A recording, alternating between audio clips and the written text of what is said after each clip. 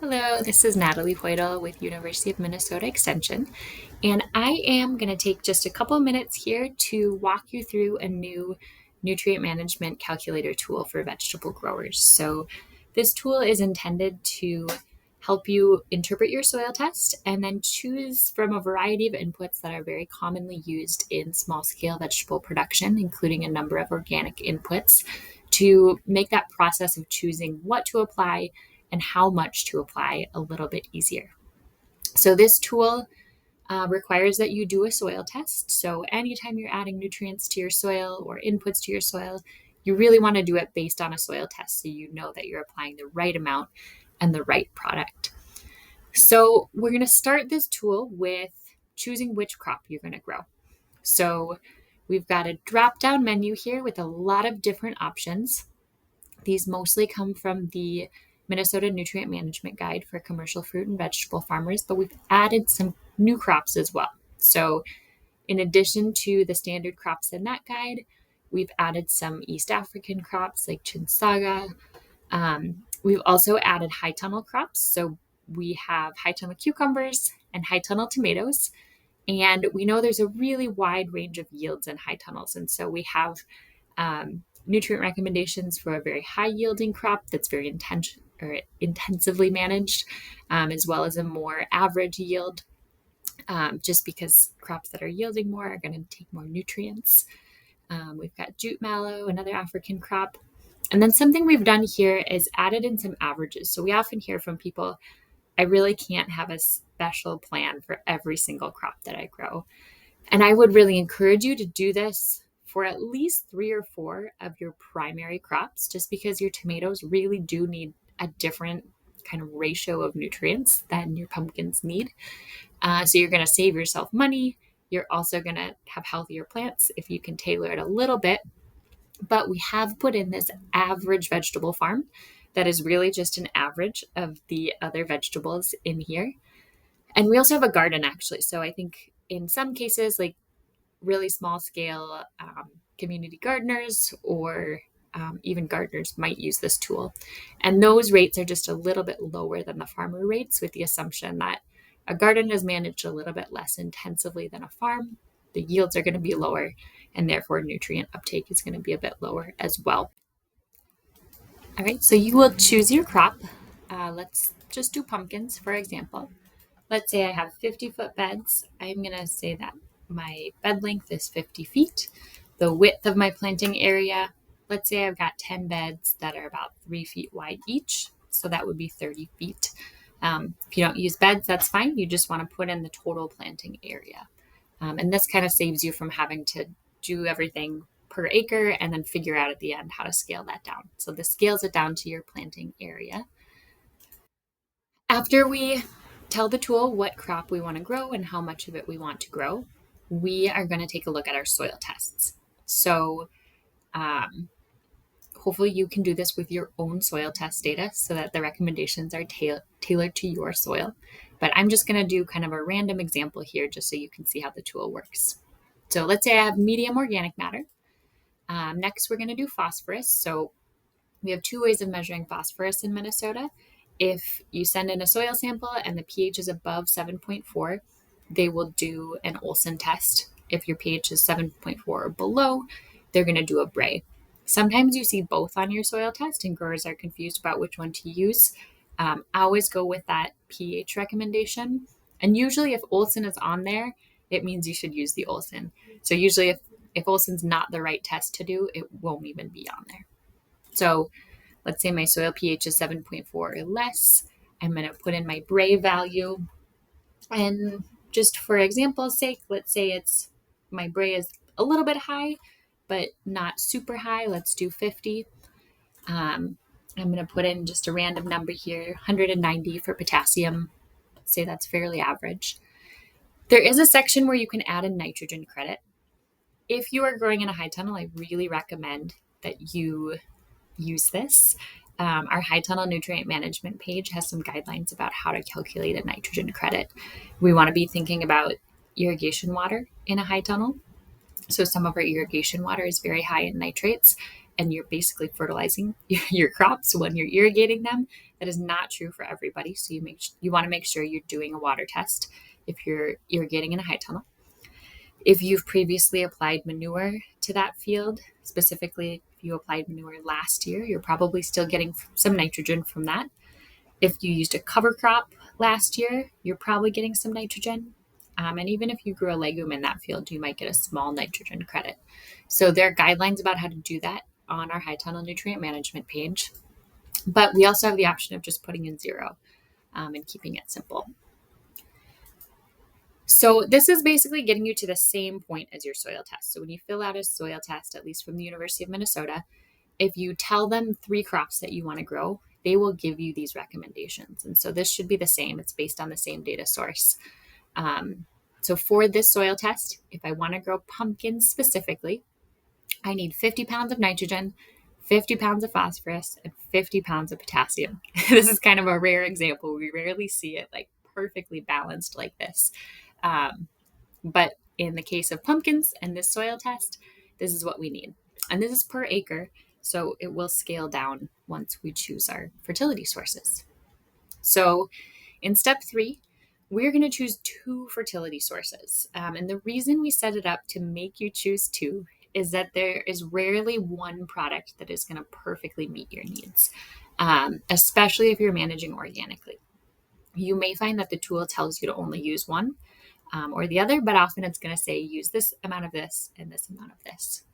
So in the first drop-down menu, we start with a balanced product that has some nitrogen, some phosphorus, and some potassium.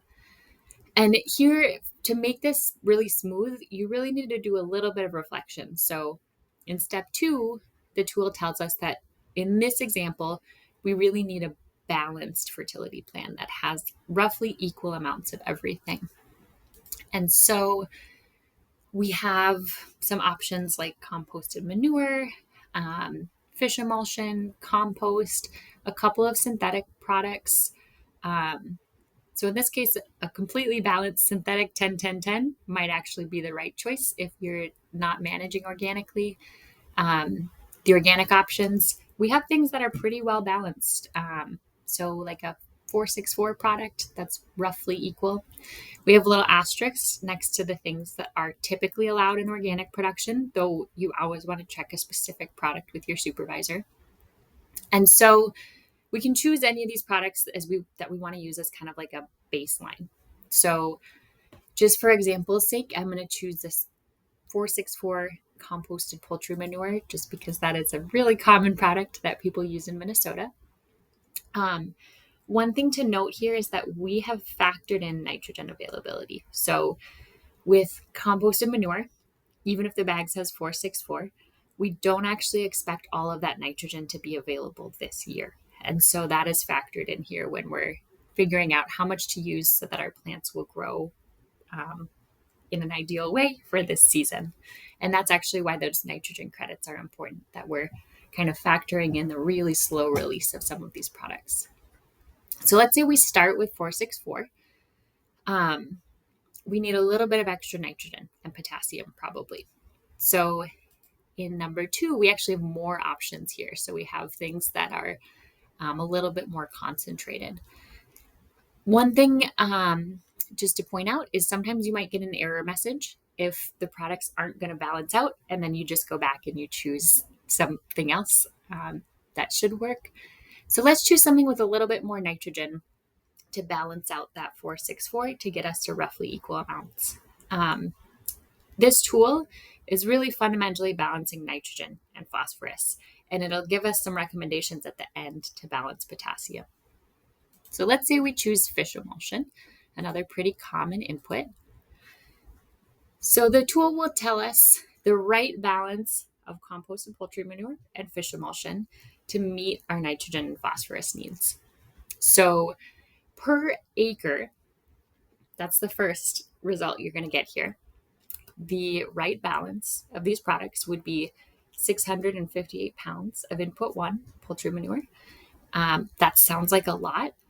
That would be about 13 bags, like 50-pound bags of this product per acre. A lot of people are growing on a much smaller scale. So for our example, in the second line, it kind of pares that down to your planting area. So again, we said we're going to grow 10 rows that are 50 feet long. So for that area, it's 22.5 pounds of input one, so about half a bag. And then per acre, just over 1,000 pounds of input two, and 36 pounds for our actual planting area. So that ratio is going to give you about the right balance of nitrogen and phosphorus. We do have this statement here that says if this recommendation seems really high or impractical, use a more concentrated nitrogen source or nutrient source. So the reality with a lot of organic products is that nutrients are not super concentrated in them. And so the recommendation ends up being kind of high, like 1,000 pounds per acre, right? And so if your goal is to reduce inputs a bit, you could choose something that has a higher nitrogen rate. So maybe instead of fish emulsion, you could try feather meal, which is more concentrated. And you can see that changes the ratio a bit. So here now we're saying use about the same amount of input one and less of input two. So you can kind of play with these until you get to something that feels right for your system. The final step then doesn't require anything more from you, but it gives you a little bit more information here. So this then relates it back to that recommendation. So up above, remember our recommendation was 50 pounds of each. And here it's saying by applying this amount, by applying 28 pounds of input one and 11 pounds of input two, we're getting 50 pounds of nitrogen, 50 pounds of phosphorus, perfect, and 33 pounds of potassium. So not quite enough potassium. And what we've done here is we've added in an additional recommendation at the end. So you need about 17 extra pounds of potassium per acre. And then we say this can be achieved by using 33 pounds of potassium sulfate per acre. And we chose potassium sulfate here just because it is approved in organic systems. It's relatively easy to find and inexpensive. And it's 50% K2O by weight. And so it makes the calculations easy. And so basically, the recommendation ends up being 28 pounds of input one, the composted poultry manure, 11 pounds of input two, the feather meal, and a little bit, like a half pound of extra potassium sulfate. And so that becomes your recommendation for your pumpkin area to meet that right amount of nutrients to meet your plant's needs without applying too much extra. So I'm going to do this one more time just to show another really common scenario. So often, we can start with those really balanced products like the composted manures, different forms of compost. But sometimes we have soil tests. Very often we have soil tests where we already have way too much phosphorus and often too much potassium in the system. So I'm going to create another example here. Let's say we have the same amount. I chose broccoli this time. And here, let's say our phosphorus is actually quite high. Let's say 90 ppm on our soil test report, maybe something like 250 for potassium. So this is another really common scenario for vegetable farms, where because we've used composted manure products over and over, those nutrients have really built up in the soil. And this becomes a really common recommendation where we need a lot of nitrogen, but we don't need any phosphorus or any additional potassium. And so if we do this, let's say we're using, again, that composted poultry manure and let's see, just another thing for example's sake, let's say we use cottonseed meal. So we're just going to get an error message actually, because ideally we would have no additional phosphorus in the system, no additional potassium, but we've just chosen two products that are both adding phosphorus to the system. So it says this combination of inputs will not work. They will result in too much phosphorus and not enough nitrogen. Please choose options with more nitrogen and less phosphorus. So what you need to do in this case is go back and really choose something that doesn't have any phosphorus. So you could choose feather meal, for example, and then it would allow you to continue. And it basically says here, don't use any of input one, just use input two. So this is a much more common scenario.